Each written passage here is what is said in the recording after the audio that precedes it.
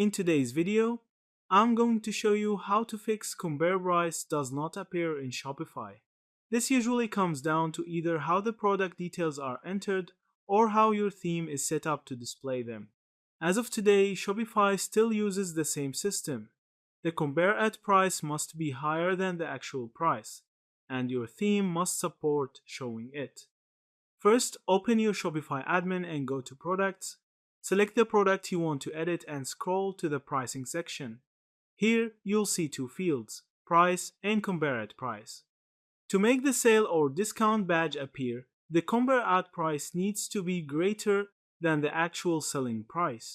For example, if your price is set to $50 and your compare at price is $70, customers will see that the product is on sale for $50, marked down from $70. If the two fields are the same, or if the compare at price is lower than the regular price, nothing will display. If you've entered the numbers correctly but the compare price still doesn't show, the issue may be with your theme settings. Some Shopify themes display the compare at price only in certain layouts, like grid view, collection pages, or product detail pages.